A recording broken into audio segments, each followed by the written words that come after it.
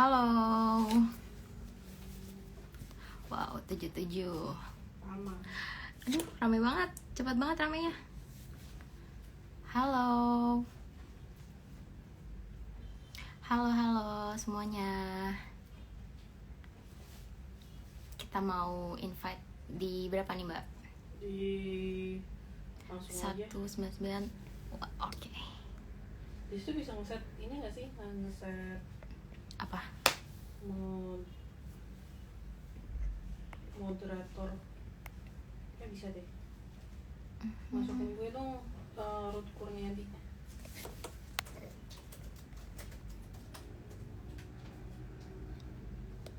Ntar aku ini invite to join atau gimana? Invite to. Wait ya. Halo semuanya. Bentar ya, aku setting dulu.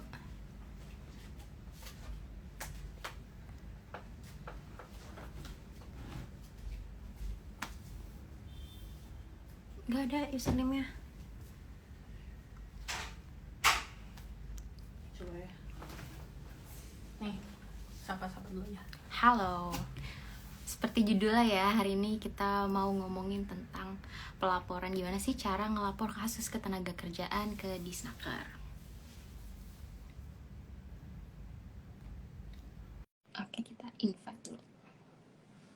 Oh, ini ada yang mau request. Oh, itu. Bukan. Itu orang lain. Oh iya, itu ada.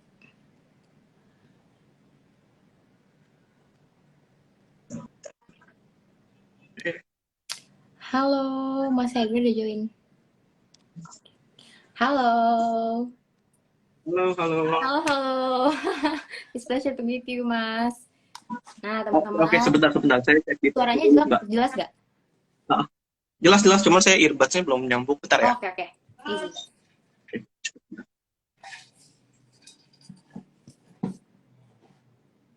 Jadi teman-teman, kita sharing-sharing aja ya sebetulnya gimana sih caranya buat ngelaporin kasus ketenagakerjaan ke Disnaker. Karena banyak banget yang DM ke Mincot dan dari komen-komen juga yang nanyain kalau misalnya ngelapor kasus ketenagakerjaan itu yang bener kayak gimana sih Min ke Disnaker. Terus banyak juga yang di PHK atau nggak dapet hak-haknya dan tiba-tiba ketika mereka mau ngelaporin itu ke Disnaker mereka bingung gimana caranya. Dan hari ini bareng sama speaker kita nanti, Mas Haidar, kita bakal kupas tuntas tentang itu.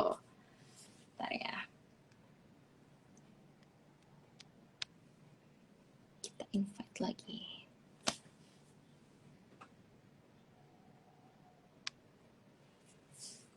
By the way, nanti kalau misalnya mau tanya-tanya ada segmen Q&A, kalian boleh tanya. Langsung kita jawab, langsung Mas Haidar jawab sih, lebih kita tanya langsung ke suhunya.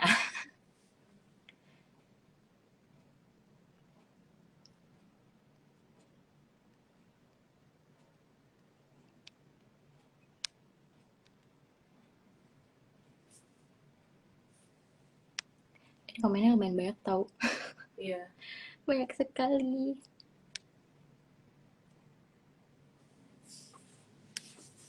Langsung aja Kak bahas yang perlu dijawab. Oke. Nah, kita kan ada alur ya.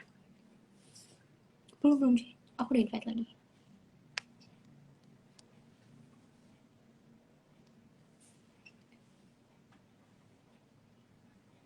Ntar ya guys, kita lagi coba untuk invite. Oh, tapi Mas Haidar unable to join.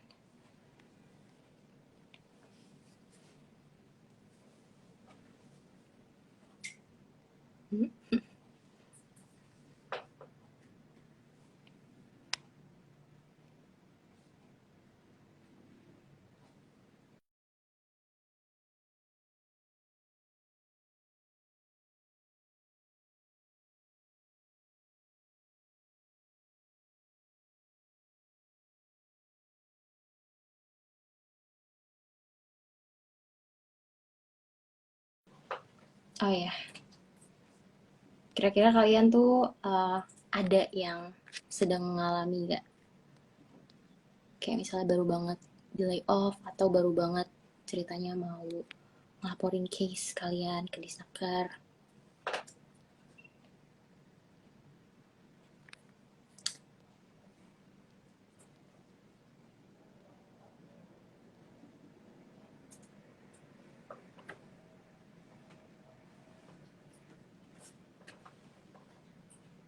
Wah, ada yang nanya nih Mbak, kalau PP nggak di-share ke karyawannya gimana ya?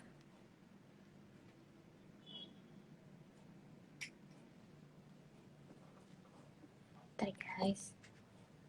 Wait.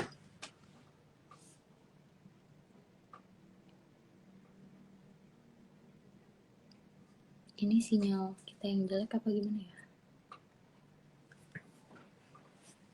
Pakai wifi gitu. Pakai.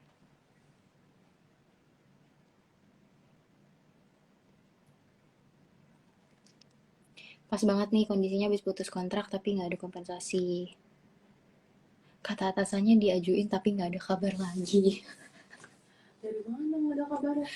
Harusnya tuh di make sure lagi. Kadang perusahaannya suka ngide-ngide nggak mau ngasih kabar lagi atau nggak lanjutin.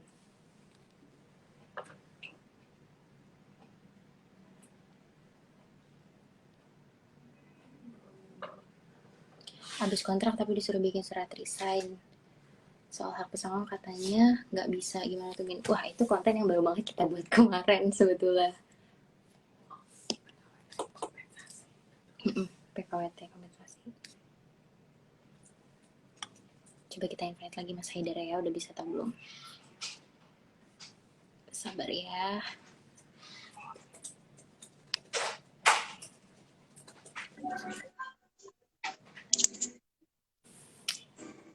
Halo, gimana Mas Halo, halo. Gimana? Haidar? Udah aman? Udah, saya pakai speaker aja karena trouble tadi. Ya udah lanjut Oh, aja nggak apa-apa. oke. Lagi nggak terlalu rame juga. Iya, Ah, ya, oke. gimana? Jadi kita mau ngobrolin soal gimana cara ngelaporin kasus ketenagakerjaan ke Disnaker gitu nih Mas. Karena banyak juga yang DM, Mincot gimana nih, aku udah nggak dapet hak-haknya gitu. Terus pembayaran upah nggak sesuai, gajinya nggak dibayarin berbulan-bulan, terus mau laporin ke Disnaker, nggak tahu caranya gimana atau bingung gitu. Terus banyak juga dari konten, kebetulan habis upload konten nih Mas, kita dari tentang PHK ketenagakerjaan gitu. Min lapor ke Disnaker nggak segampang itu katanya gitu. Terus berapa lama harus nunggunya? Udah lapor tiba-tiba didiemin, nggak ada kelanjutan kayak gitu. Nah hari ini kita kupas tuntas ya Mas Haidar ya. Tapi sebelumnya mungkin ada yang belum tahu Oke, juga, jadi mungkin boleh memperkenalkan diri dulu dan gimana pekerjaan Mas Haidar belakangan ini. Jadi untuk waktu dan tempat dipersilakan. Oke. Halo teman-teman semua, followers ALD Bacot. Kenalin, mungkin buat yang belum kenal, nama gue Haidar. Saat ini bertugas di Suku Dinas Tenaga Kerja Transmigrasi Energi Jakarta Timur sebagai mediator hubungan industrial. Sebelum mediator sempat sih di swasta, legal swasta, cuman akhirnya beralih Oke. menjadi ASN gitu. Ya kurang lebih tahu lah sempat karena jadi swasta problem teman-teman di lapangan gitu. Tapi ya sekarang ganti setir ke pemerintahan. Asik, oke, keren banget. Berarti udah banyak banget nanganin kasus nih, Mas Haidar. Mbak, sebentar, saya coba ganti internet dulu deh. Di sini kayaknya agak wifi-nya agak ini. Bentar ya. Oke, boleh. Oke, boleh.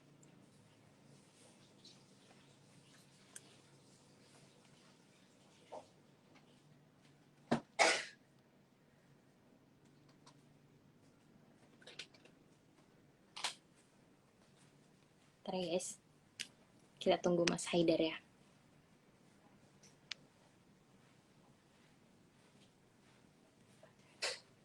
Mhm. PHK sepihak 20 September kemarin mincot. Apa nih? Terus BPJS ketenaga kerjaan nggak dibayarin tiap bulan ke sana. Jadi dikasih ke saya terakhir kemarin kalau ada JKP. Iya benar.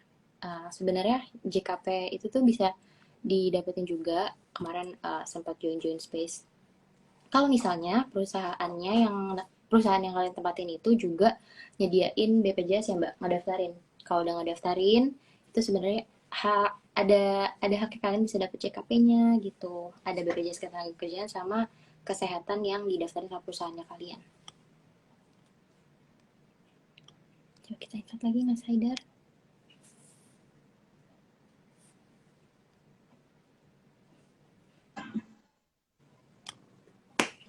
Oke, Halo, halo. Kayaknya better pakai seluler daripada pakai wifi sini. bener. Lebih Sorry, jelas sorry. sih, ini lebih clear sih emang. Lebih jelas ya. Iya ya, oke oke oke. Sorry, sorry.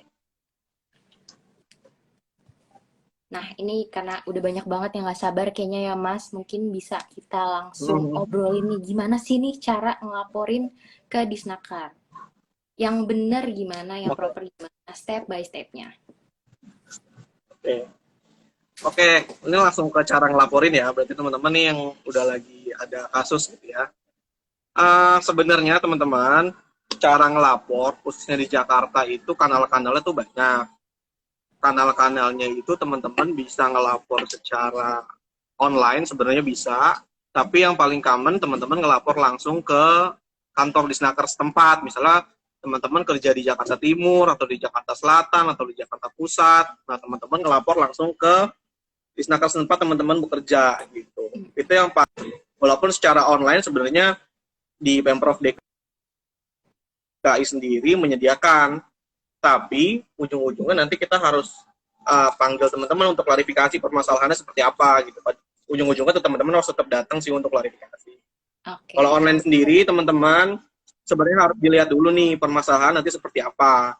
Kalau memang terkait dengan norma kerja, misalnya teman-teman itu upahnya dibayar upah minimum atau dibayar tidak sesuai dengan yang seharusnya, itu mungkin pelaporannya itu bisa lewat online itu bisa ditindaklanjuti. Tapi kalau misalnya kalau misalnya terkait dengan perselisihan, mau nggak mau nanti teman-temannya harus datang ke sini. Karena nanti sesuai dengan ketentuan mekanismenya harus dipanggil kedua belah pihak gitu. Tapi kalau untuk pelanggaran norma kerja seperti kekurangan upah dan segala macam, biasanya nanti di Disnaker tuh ada namanya pegawai pengawas. Nanti pegawai pengawas yang bisa langsung meriksa si perusahaan sesuai dengan pelaporan teman-teman. hmm, Gitu. Nanti tergantung nih teman-teman, aduannya seperti apa. Nanti kita tindak lanjutnya akan sesuaikan dengan aduan teman-teman. Teman-teman kalau bingung ngaduinnya harus gimana, aduin aja sebisanya teman-teman deh. Kalau mau online dulu, ya udah online dulu nggak apa-apa. Nanti kita di sini akan filter lagi kok. Harusnya seperti apa, kalaupun nanti ada kekurangan-kekurangan atau apa, kita akan hubungi kok. Termasuk misalnya oke oke, teman-teman pelaporan berarti secara online gitu ya. Kita teman-teman lapor lewat Twitter gitu ya. Atau lewat Jaki, nanti ada follow up-nya kok. oh iya, kalau misalnya online-nya tuh Mas boleh tahu nggak sih lapornya kemana? Selain Twitter ada website sendiri nggak sih buat lapor ke Disnakernya gitu? Gimana Mincot? Untuk online-nya, lapor online-nya tuh ada website tersendiri nggak untuk ke Disnaker gitu selain lewat Twitter kayak gitu? Itu kan Hmm, DM ya berarti. kalau websitenya sendiri itu nggak ada. Tapi teman-teman bisa kalau mau langsung ke Disnaker, bisa ke IG-nya masing-masing Sudin Oh, Tenaga oke. Kerja di wilayah itu ada. Itu Nah, bisa berarti lewat bisa situ lewat bisa IG. atau bisa lewat IG nanti minta emailnya untuk buat pelaporan secara resmi itu bisa. Oh, Atau laporan secara umum di Jakarta lewat Twitter DKI Jakarta bisa, lewat IG DKI Jakarta bisa, lewat email bisa. Nanti akan diteruskan tuh ke unit-unit yang menangani gitu. Kalau tenaga kerja akan diserahkan ke tenaga. Kalau ya itu misalnya juga laporan berarti yang berdasarkan terkait kasusnya yang lain nanti masing-masing akan ya, Mas? diteruskan lagi. Ya, berarti berdasarkan kasusnya masing-masing ya Mm-mm. bisa laporinnya. Oke. Nah, Nah, so far kita juga mau tahu nih, Mas, perannya di Snaker tuh buat ngadepin laporan-laporan dari karyawan ini tuh kayak gimana sih gitu. oke. Kalau di Snaker ya, teman-teman, karena memang bidangnya di ketenaga kerjaan, kita akan menangani semua laporan di bidang ketenaga kerjaan tentunya. Mulai dari tadi, kalau di Snaker sebenarnya yang mungkin berkaitan sama teman-teman, kalau di Sudin ya itu ada 3 seksi. Seksi di, di bidang ketenaga kerjaan ada hubungan industrial, itu yang biasanya kalau teman-teman legal tuh, kalau orang legal biasanya pernah ada yang ngurusnya peraturan perusahaan, pencatatan perjanjian kerja, terus kemudian kalau ada perselisihan juga, perselisihan hubungan industrial tuh ke kami. Terus kalau misalnya ada seksi yang pengawasan teman-teman, pengawasan itu untuk menangani pelanggaran-pelanggaran norma kerja, misalnya K3 di perusahaan, lalu kemudian pengupahan, apakah upahnya sudah sesuai gitu. Nanti ada juga bagian pelatihan, yang mungkin pelatihan teman-teman kalau ada misalnya yang belum jadi angkatan kerja dan sebagai lainnya gitu, itu bisa diberikan pelatihan-pelatihan.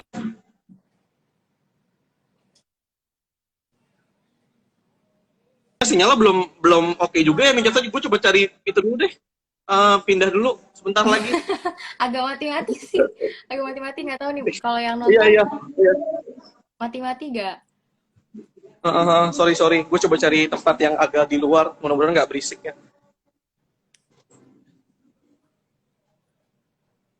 Oke. Gimana? Kita lanjut lagi. Mm-mm. Sorry banget ada trouble. Oke, nggak masalah, nggak masalah. Ah, Nah, berarti kan kalau misalnya ada case yang kayak gajinya tadi nggak dibayarin atau karyawannya nggak dapet haknya, itu bisa langsung pokoknya ke Disnaker setempat mereka ya, Mas. Nah, kira-kira boleh kasih tahu juga nggak nih ke teman-teman, kalau misalnya ngelapor itu harusnya seperti apa? Kayak mereka tuh harus ngapain dulu gitu, misalnya ada kasus, dan kira-kira kemarin tuh sempat dikasih tahu juga, aku join space Twitter kemarin, gitu. Ada tahapan-tahapan yang gimana mereka harus harus bipatrit atau enggak, harus ke mediasi atau enggak gitu. Oke. Jadi batasan-batasannya kali ya. Batasan-batasannya oke. Oke. Gini, kalau sebenarnya semua masalah tenaga kerjaan, kalau teman-teman bingung mekanismenya, gampangnya ya, ini gue ngomong gampangnya, datang dulu aja. Misalkan nanti kita arahkan gimana. Tapi nanti akan aduh, kayaknya sinyalnya juga nggak oke ya. Masih putus-putus ya? Tapi so far so good. Masih oke kok suaranya. Oke. Oh ya udah. Oke, gue lanjut ya berarti ya. Boleh. Oke, nanti akan dari kami itu ngarahin lagi kok kalau teman-teman bingung. Tapi nanti akan teman-teman gambarannya nanti biasanya dibagi dua. Kalau ranahnya itu pelanggaran norma kerja itu hak-hak teman-teman selama bekerja yang udah diatur undang-undang itu harusnya kan diberikan oleh perusahaan. Misal upahnya berapa, terus teman-teman harus aman selama bekerja gitu ya, harus menerapkan K3 di perusahaan. Itu teman-teman tinggal buat laporan aja ke kita, nanti kita akan menindaklanjuti dan datang ke perusahaan kalau pernah ada laporan. Tapi nanti kalau ranahnya adalah ke perselisihan hubungan industrial, teman-teman, nanti prosesnya itu akan sesuai dengan akan ngerujuk ke penyelesaian perselisihan, teman-teman. Misal biasanya sih yang teman-teman mungkin sering dengar gitu ya, kalau teman-teman PHK terus pesangonnya dibayarkannya nggak sesuai gitu ya. Iya. Nah itu nggak bisa dari kami langsung datang ke perusahaan meriksa. Jadi kami mekanismenya harus manggil kedua belah pihak untuk nanti dimintakan keterangan gitu. Prosesnya sendiri ini yang mungkin gue ngomongnya soal PHK aja deh, karena yang paling sering sebenarnya PHK. Kalau sebenarnya kalau ngelihat di undang-undang ada perselisihan hak, ada PHK, terus kemudian perselisihan antar serikat pekerja, serikat buruh gitu. Cuma itu jarang banget. Yang paling sering kasus yang paling banyak emang soal PHK. Jadi kalau teman-teman ngadepin soal PHK, terus kemudian teman-teman ngerasa misalnya teman-teman harusnya di PHK nggak sesuai nih. Pertama soal mekanisme PHK-nya, yang kedua soal hak yang diterima gitu. Nah, teman-teman nanti bisa, yang pertama adalah, ini gue ngomong gampang sesuai undang-undang, namanya ada yang pertama perundingan bipartit. Kalau teman-teman mau googling, silahkan, namanya adalah perundingan bipartit. Jadi prosedurnya, teman-teman itu harus dulu memintakan atau berunding ke perusahaan terkait dengan gimana nih persoalan PHK saya kok dibayarkannya nggak sesuai. Intinya harus kayak musyawarah dulu dengan perusahaan. Iya, ngobrolin itu yang pertama dulu ya. Ngobrolin baik-baik dulu gitu. Jadi nggak bisa langsung ujuk-ujuk sesuai mekanismenya gitu. Jadi coba dulu upaya teman-teman ke perusahaan. Lebih baik teman-teman upayanya itu kalau sesuai dengan aturan undang-undang itu harus mengirimkan surat resmi ke perusahaan. Jadi teman-teman, gini, aku coba jelasin dari prosedur PHK yang benar dulu ya, biar teman-teman kebayang. Boleh banget, Mas. Gini, jadi tata cara PHK itu, kalau berdasarkan Undang-Undang Cipta Kerja itu perusahaan sebenarnya harus memberikan pemberitahuan 14 hari sebelum PHK. Idealnya menurut undang-undang. Nah, nanti teman-teman itu harus menjawab maksimal itu 7 hari. 7 hari setelah pemberitahuan PHK.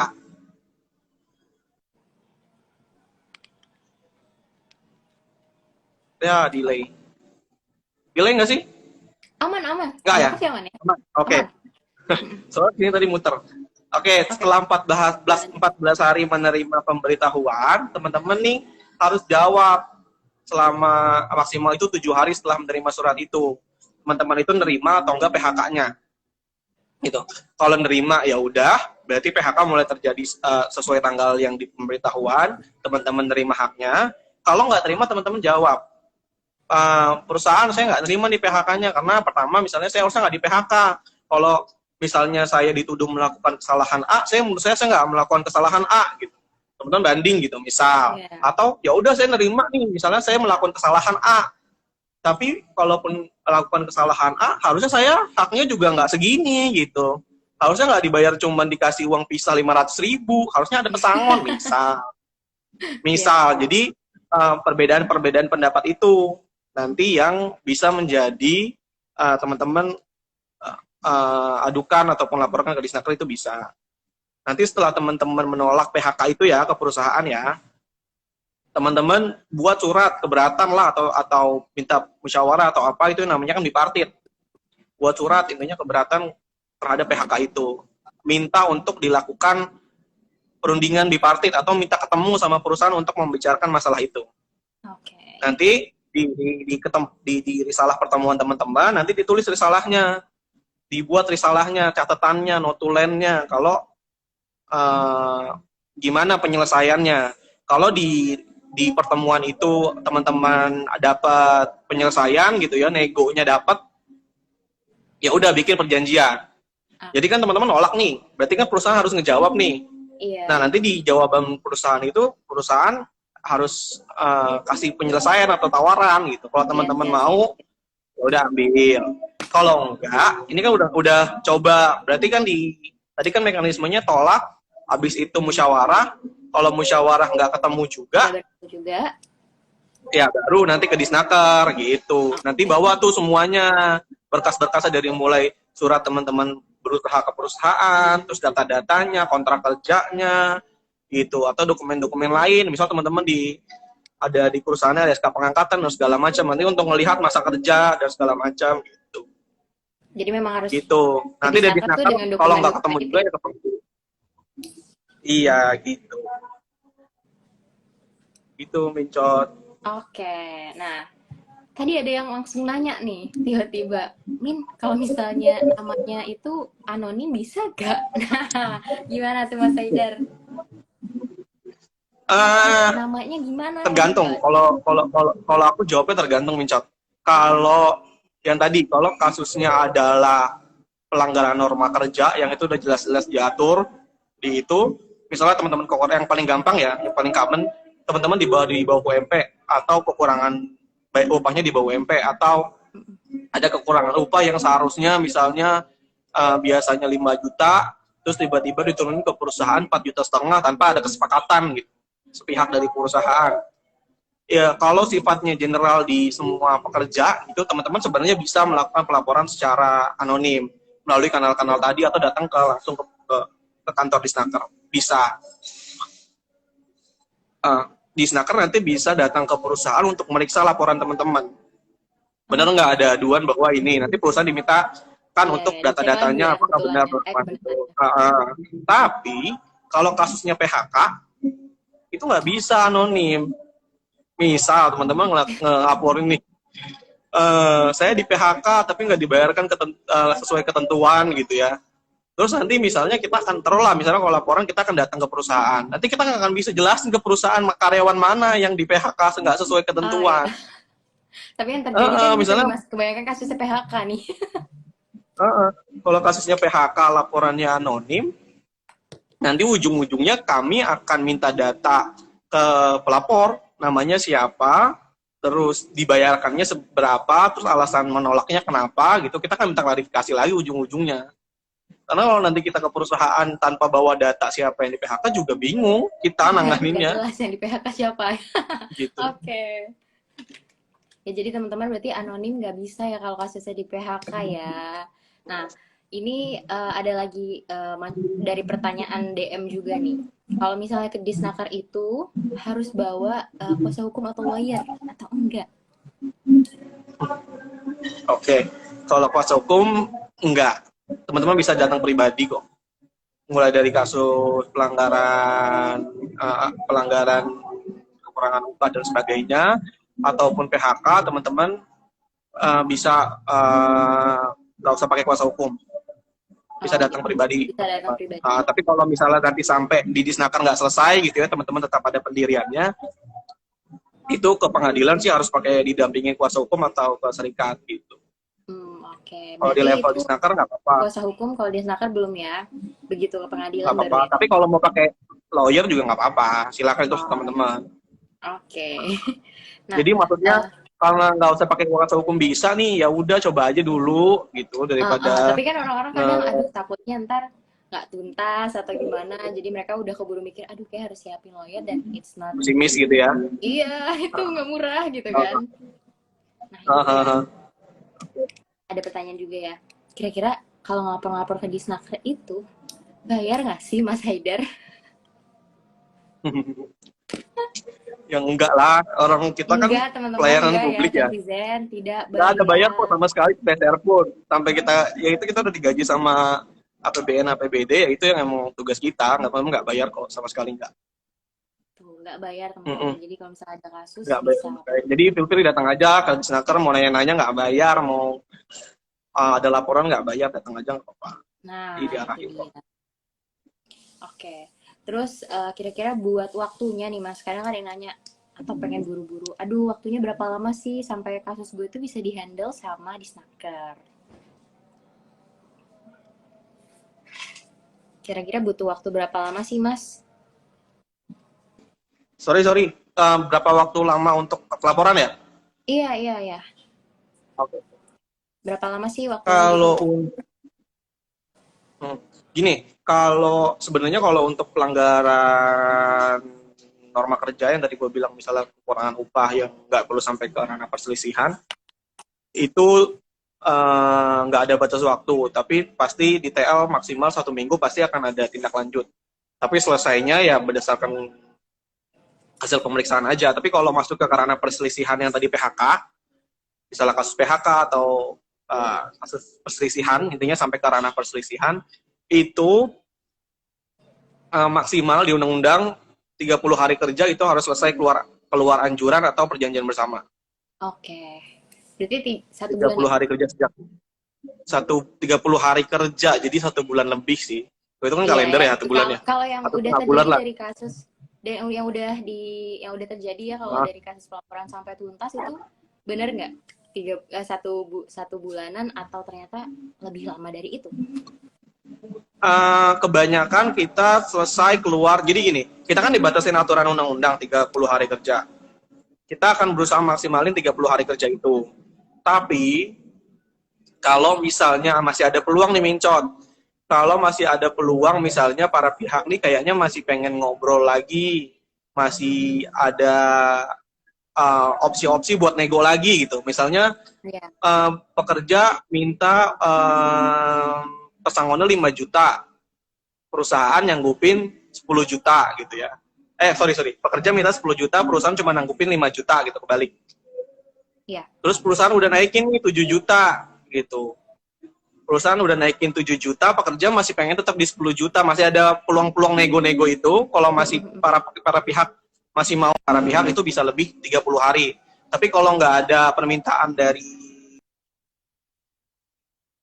para pihaknya untuk lebih dari 30 hari, kita dari Disnaker wajib mengeluarkan maksimal 30 hari kerja. Anjuran. Oke.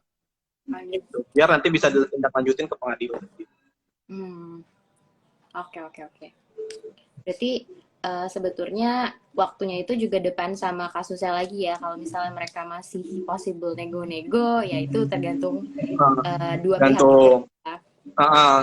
Tapi kalau misalnya mau selesain aja langsung juga, kita akan sesuai dengan permintaan.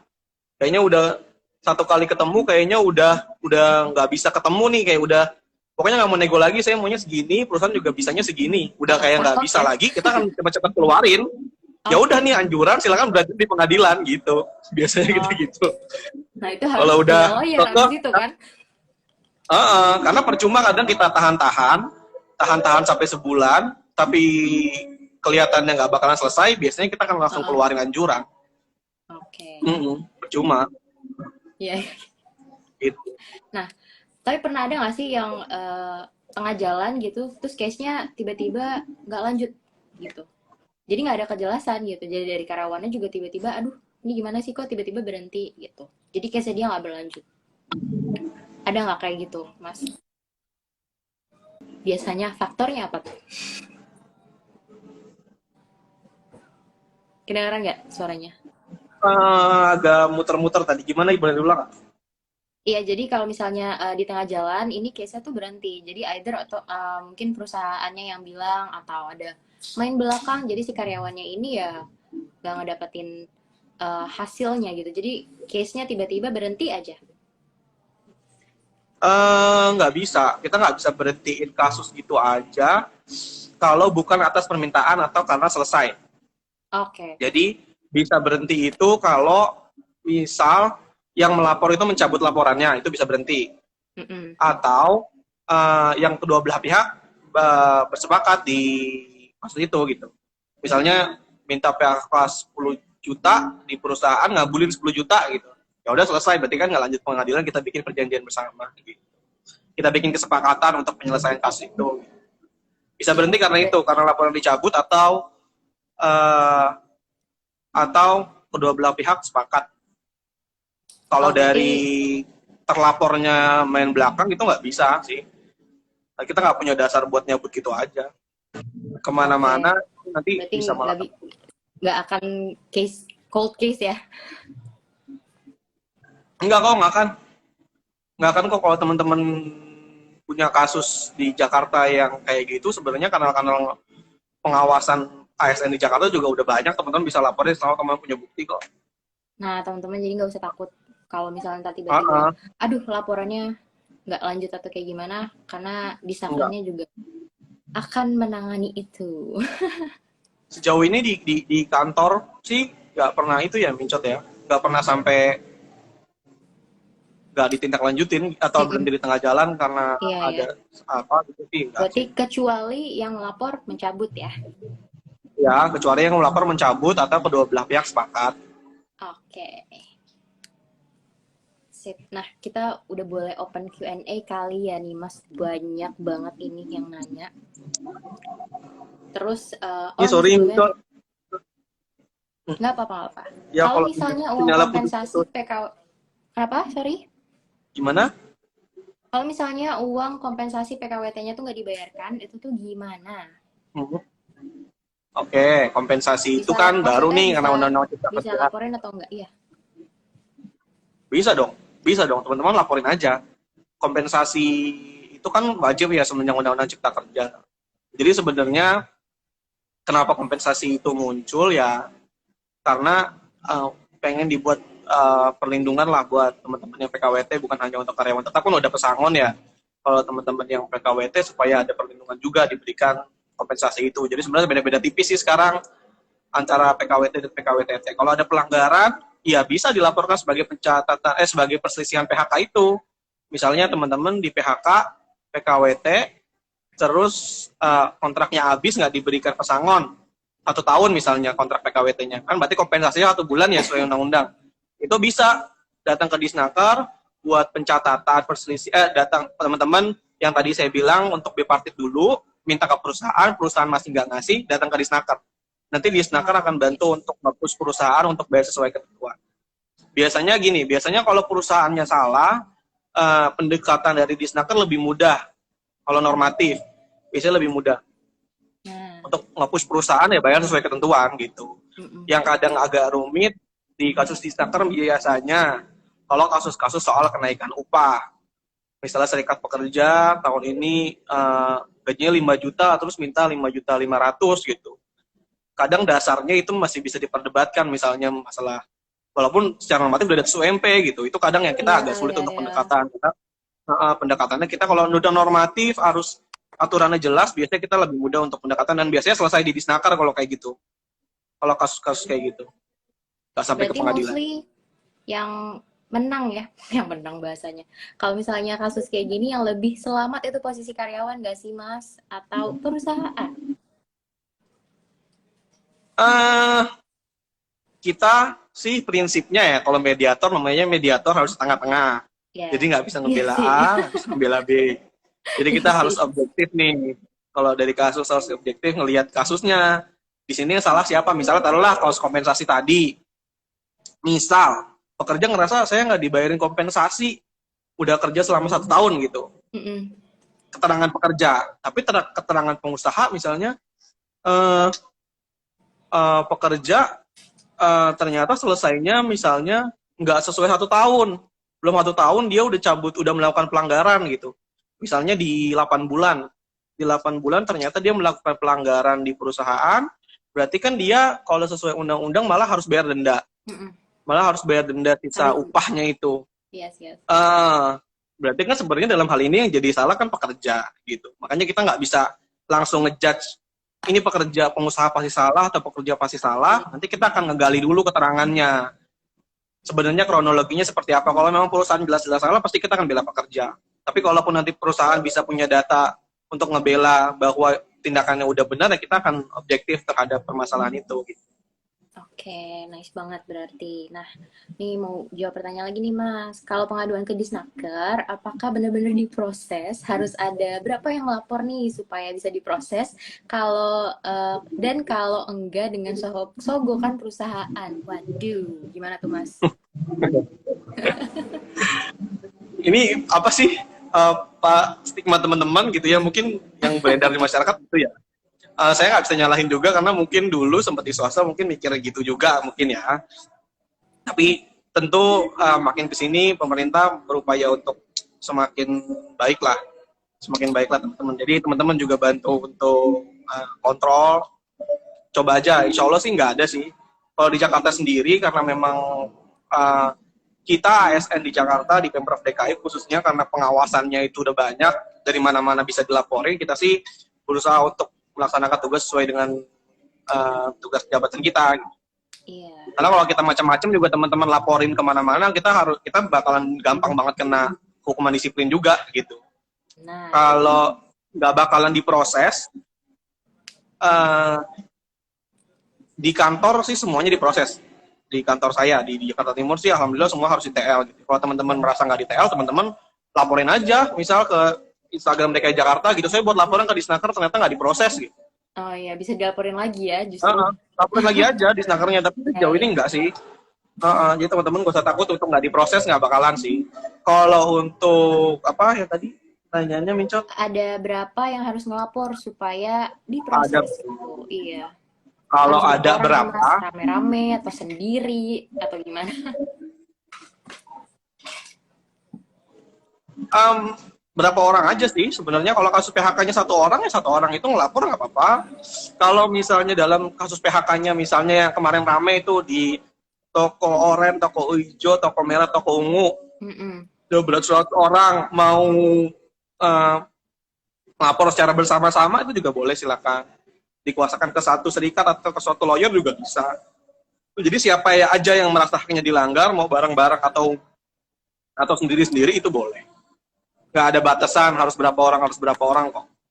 Iya, tapi ntar jadi pengaruh nggak sih Mas ketika ngelapornya sendiri itu lama diprosesnya daripada ntar laporan tuh rame-rame, rombongan gitu. Nggak sih, sendiri-sendiri juga. Justru biasanya kalau yang sendiri-sendiri itu kasusnya biasanya justru agak nggak terlalu complicated biasanya kalau yang sendiri-sendiri. Jadi biasanya selesai bisa lebih cepat. Tapi kalau yang rame-rame, justru kadang kepentingannya kan kadang haknya PHK-nya misalnya ada 100 orang yang di PHK gitu ya. Kadang kita ngitunginnya juga harus satu-satu kan. Kita misalnya, kita harus ngitungin sesuatu atau ya. itu yang justru kalau kadang suka agak lebih lama justru. Tapi kok 1-2 orang biasanya justru lebih cepat. Oke. Gitu. Jadi lebih saranin ya kalau sendiri, apalagi kasusnya PHK itu ngelapor sendiri ke Disnaker pun it's okay. Bisa. Kak, temanku baru dikasih tahu PHK waktunya 3 hari, itu gimana? Wah, ini tadi kan yang kayak Mas Haidar bilang harus minimal 14 hari ya, Mas? Minimal 14 hari. Iya, dan kalau misalnya ntar kalian di PHK setuju nggak setujunya, kalian punya opsi juga, guys. Iya, benar. Yes. Nah, ini mau tanya lagi nih, kalau misalnya di PHK tapi disuruh tanda tangan surat resign, ini relate sama konten yang baru banget dibuat nih Mas kemarin, itu gimana dan bisa lapor kita di PHK nih, tapi perusahaan ngasih kita surat resign gitu. Bisa lapor nggak sih kalau Gini kayak gitu? teman-teman, Eh, sebisa mungkin ya, sebisa mungkin teman-teman harus teliti terhadap apa yang dilakukan ya. Teman-teman harus teliti. Kalau di Disnaker sebenarnya kita nanti kan akan bisa, sebenarnya gini, kalau teman-teman bisa membuktikan bahwa teman-teman memang dipaksa, itu kita akan mempertimbangkan kalau memang ternyata surat resign-nya beneran dipaksa dan pekerja tidak dalam keadaan yang memang menginginkan hal itu, nanti bisa jadi pertimbangan. Silakan aja misalnya kemarin tiba-tiba disuruh paksa surat resign terus tanda tangan, terus ternyata setelah tahu gitu ya, setelah nanya orang-orang ternyata harusnya jangan karena haknya beda gitu ya. Itu boleh aja lapor, cuman emang agak sedikit lebih rumit karena teman-teman harus membuktikan lagi kalau memang tanda tangan surat itu dalam keadaan paksaan atau dalam keadaan yang nggak ngerti gitu. Harus teman-teman bisa ngebuktiin. Apalagi kalau nanti sampai ke pengadilan gitu. Kalau sampai ke pengadilan kan yang dibukti paling pertama adalah surat gitu. Kalau ngelihat suratnya udah ternyata teman-teman tanda tangan, terus teman-teman nggak bisa ngebuktiin bahwa misalnya ada dalil yang membuktikan kalau teman-teman itu dalam keadaan paksaan atau segala macam, ya itu nanti tergantung teliti. Karena ketika teman-teman sudah tanda tangan, itu konsekuensinya teman-teman kalaupun mau ngebantah lagi ya teman-teman harus ngebuktiin lagi kalau memang itu nggak sesuai. Saya nggak pengen sebenarnya kayak gitu itu harus ngebuktiin lagi, agak lebih rumit, makanya teman-teman sebisa mungkin hati-hati Oh aja. iya, iya. Jadi Harus aware sama harus haknya masing-masing gitu. harus bisa punya ngumpulin bukti-buktinya juga dulu ya yang kuat ya kalau misalnya kayak gitu kasusnya. Ya gimana Mencot tadi agak sempat itu. Iya, jadi kalau misalnya mau ngelaporin kasus yang kayak gini, berarti sebagai karyawan atau sebagai korbannya juga harus ngumpulin bukti-bukti yang sangat kuat gitu ya. Karena Nah, kemarin sempat ada kemarin kita diskusi ya di mana di space ada kasus sampai ke pengadilan gitu ya, pekerja itu mendalilkan bahwa surat resign-nya itu tidak dalam keadaan yang dia pengen gitu ya. Itu karena surat resign-nya dibuat oleh perusahaan, pekerja tinggal oke. tanda tangan. Mana ada orang yang pengen resign beneran, tapi suratnya disodorin sama perusahaan gitu. Dalil-dalil kayak Mm-mm. gitu yang sebenarnya bisa dibuat, tapi nanti suratnya dibuat perusahaan, tapi kalau ternyata teman-teman juga concern hal itu gitu ya, itu nanti perusahaan juga ya masing-masing saling membuktikan lah. Cuman nanti agak lebih rumit, makanya sebisa mungkin ya karena sistem pembuktian kita masih formil, masih melihat surat yang sebagai utama, sebisa mungkin hati-hati. Karena kalau teman-teman sudah tanda tangan, itu agak lebih ribet aja. Walaupun bisa sih, teman-teman memproses itu bisa, cuman agak lebih ribet. Ya, kalau misalnya didukung dengan alat recorder atau video gitu.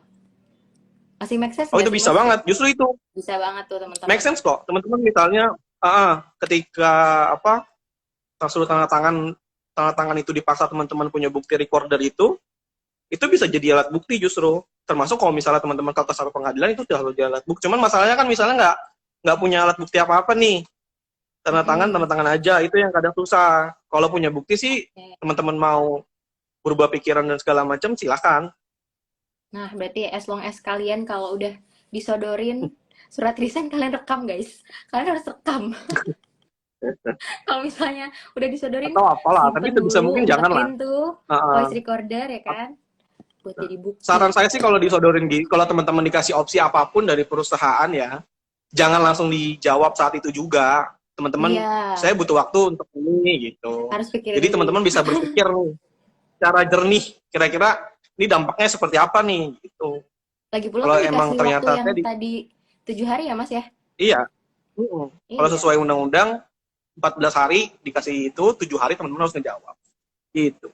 Itu waktu yang cukup. Teman-teman pegang itu deh. Pegang kalau itu 7 hari itu teman-teman bisa ada waktu untuk ngejawab. Gitu deh. Jadi teman-teman nggak salah Iya, langkah nanti ke benar-benar. depannya. Harus dipikirin benar-benar karena punya waktu 7 hari tadi ya buat nentuin decision kalian tuh beneran setuju atau enggak gitu. Nah, kita cek lagi nih, ada pertanyaan lagi. Kalau perusahaan belum bayar BPJS tenaga kerja sejak 2020, apakah Disnaker nggak negor atau memaksa perusahaan untuk bayar? Ditegur atau enggak nih, Mas? Apa BPJS ya? Iya, kalau misalnya perusahaan belum bayar BPJS tenaga kerja dari 2020, berarti sekarang udah 2 tahun lah ya.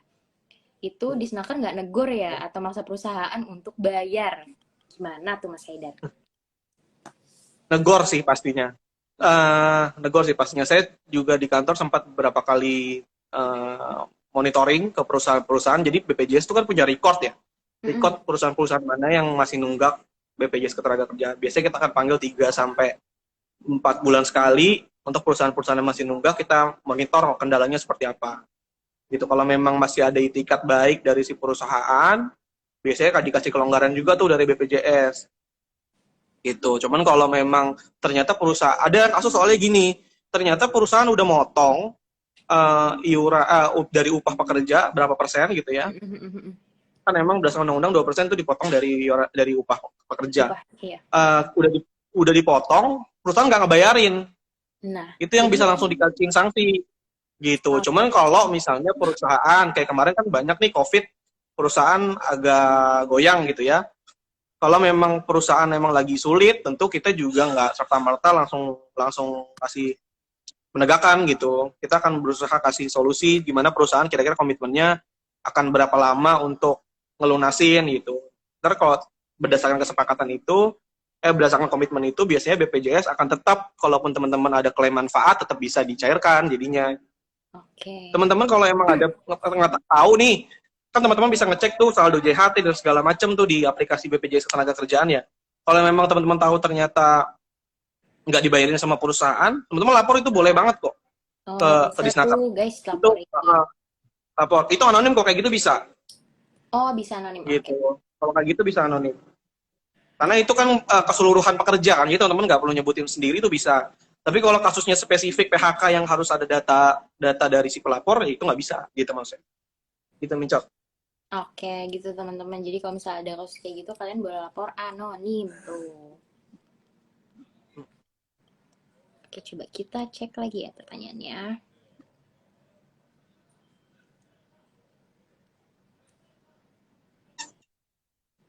Kalau misalnya ada tugas yang diberikan perusahaan nggak sesuai sama kontrak, gimana ya? Bisa ditolak atau nggak? Bisa dilaporin atau nggak? Habis dulu ya. Guys, kalau kayak gitu kayaknya gimana ya guys?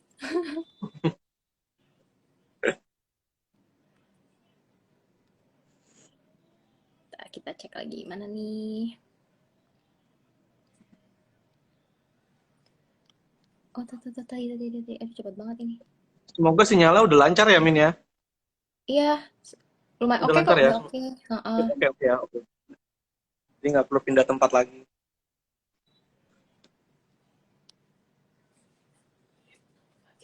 Bentar. Iya nih cepet banget ininya. Username tadi apa? Bentar ya. Kayaknya ada yang oke nih. Wait. Gimana tadi pertanyaannya? Kalau nih gini. Seandainya perkaranya itu sampai ke PHI, apakah Kemenaker atau Disnaker itu bisa bantu jadi kuasa hukum karyawannya? Gimana tuh, Mas? Karena nggak kuat bayar hukum. Aduh. Gimana, Nggak Mincok? kuat bayar kuasa hukum dia. Kalau misalnya perkaranya sampai ke PHI, Mas Haidar, kira-kira Kemenaker atau Disnakernya itu bisa bantu karyawan sebagai kuasa hukum atau enggak? Sayangnya enggak. Jadi teman-teman, jadi biasanya kita juga ngelihat kasus tuh, ngelihat ke depannya, kira-kira kalau kira-kira berat ke pengadilan, kita akan ngerayu untuk selesai di Disnaker aja sih. Misalnya cuman gini, Mincot, kadang pesangon yang cuman kayak 10 juta, 5 juta gitu ya. Kadang kita misalnya perusahaan dalam keadaan yang memang kondisi finansialnya sulit gitu ya, terus pekerja minta pesangon sesuai haknya misalnya 10 juta, tapi perusahaan cuma bisa ngebayarin 5 juta misal. Itu kan kalau sesuai ketentuan sebenarnya perusahaan nggak boleh bayar kurang gitu ya. Tapi selama pekerjaan menerima aja sebenarnya nggak apa-apa. Nah biasanya kita di mediasi itu juga nggak kaku soal ketentuan gitu. Kan kita kan nggak bisa gini, kalau kita buat keluar anjuran kita nggak sesuai ketentuan, tapi kalau kita ngelihatnya nih daripada ke pengadilan nilainya 10 juta, teman-teman mau ke pengadilan malahan nanti habis lebih banyak, terus waktu yang selesainya juga lebih lama, terus teman-teman dapat duitnya juga lebih lama. Kadang kita biasanya ngerayu pekerja juga gitu, ya udahlah ambil aja 5 juta daripada Pekerja lama, toh juga. perusahaannya kayaknya kekeh nih, perusahaannya Iya, kayaknya iya. kekeh nih, nggak punya duit gitu kan, mau gimana gitu. Apalagi kadang sampai perusahaannya lagi di PKPU, itu agak sulit lagi tuh nunggu Hmm. perusahaan selesai PKPU gitu. Gitu. Jadi kadang kalau di mediasi ya teman-teman, kita berupaya untuk sesuai norma. Kita mediator berupaya untuk sesuai norma, menjelaskan ke perusahaan. Cuman nanti kita lihat lagi kondisinya. Kalau memang ternyata perusahaan dalam keadaan yang betul-betul sulit, rugi 2 tahun berturut-turut atau sedang rugi banget dan nggak bisa bayar, kadang kita kasih kesempatan buat pekerja untuk mempertimbangkan mau nggak dibayar di bawah ketentuan. Iya, iya. Kita nggak maksa. Kalau pekerjanya mau silahkan. Biasanya kita kasih pertimbangan kalau nilainya pesangonnya nggak terlalu besar, lebih baik diambil. Kalau kecuali misalnya teman-teman nilai pesangonnya yang masa kerjanya udah lama gitu ya, nilai pesangonnya Jauh sampai banget ya. ratusan juta, Heeh. teman-teman mau perjuangkan ya silahkan. Jadi ya terus tergantung case by case, biasanya kita ngelihat untuk memediasinya seperti apa gitu, nyari jalan tengahnya tuh gimana gitu. Oke, berarti emang harus itu willingly juga ya, atas persetujuan Iya, lagi ya, mau atau enggak. Oke, itu ini ya pentingnya di mediasi, nanti kita mau nyari jalan tengah lah iya, biar iya, masing-masing bisa enak gitu. iya, iya.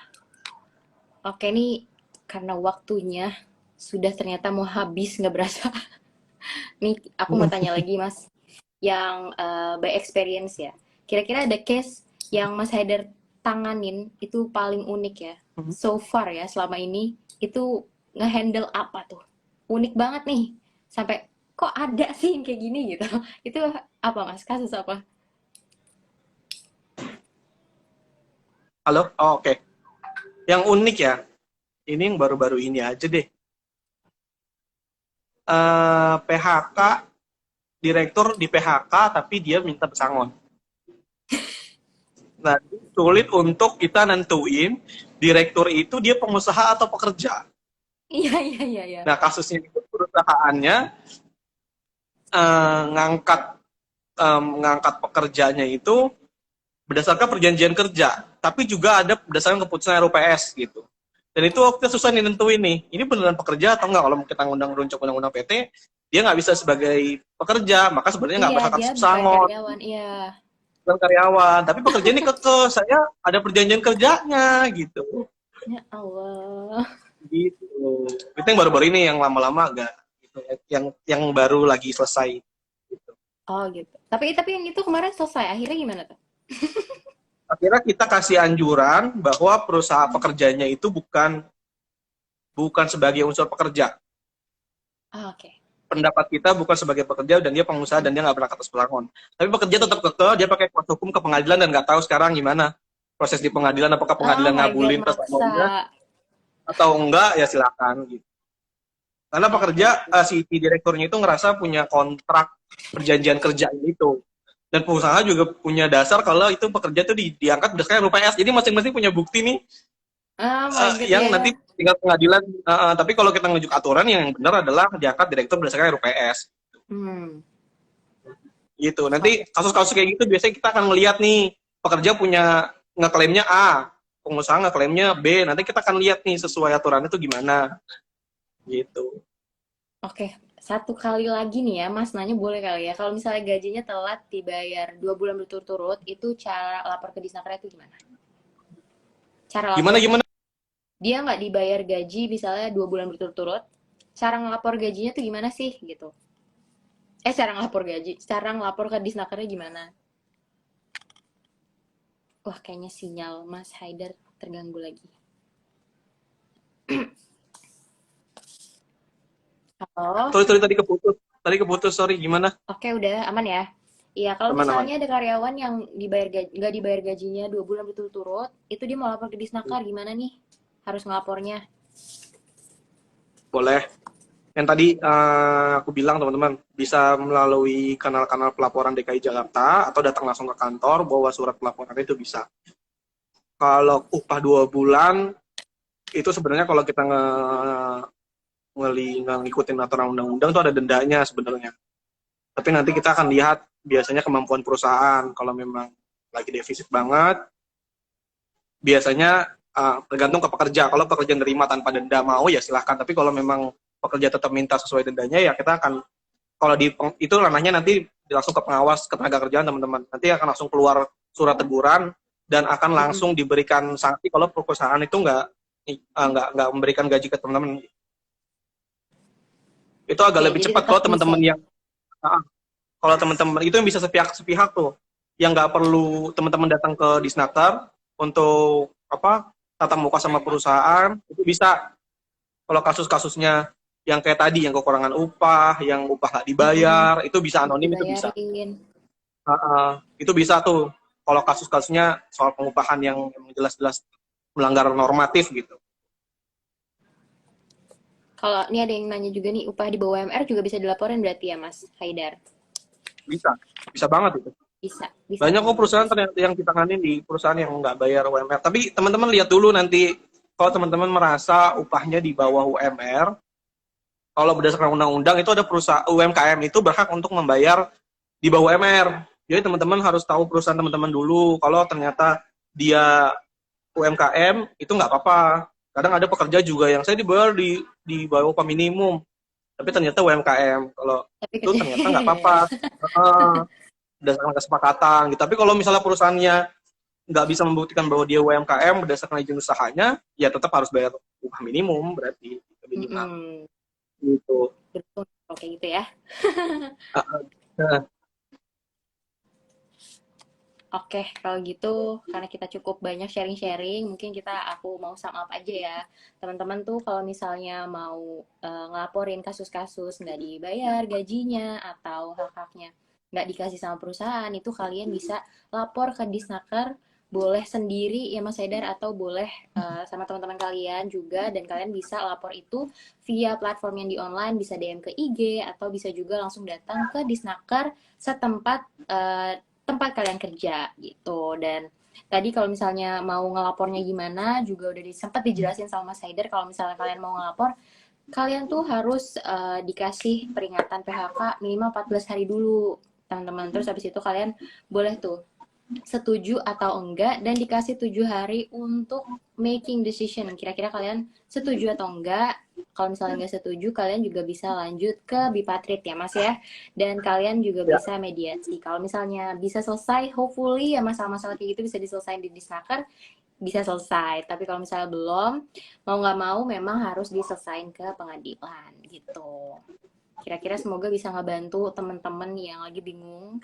Aduh, gue nggak dibayar gaji. Aduh, gue nggak dikasih. Gue di PHK karena kesulitan tangan resign dan takut ngelapor. Itu sebenarnya jangan takut ngelapor ya, Mas ya.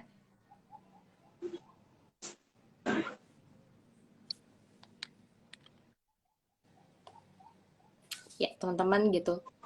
Live-nya di save. Iya, tenang. Ini live-nya akan di save. Jadi kalau misalnya kalian ketinggalan nonton live hari ini sama Mas Haidar, ini akan di save juga sama Minshot. Jadi kalian bisa lihat nanti replay dari live ini gitu. Nah, mungkin satu dua kata penutup nih dari Mas Haidar, apa yang mau disampaikan ke teman-temannya untuk jangan takut untuk datang ke Disnaker ngelaporin kasus-kasusnya. Silahkan Mas Haidar. Closing ya.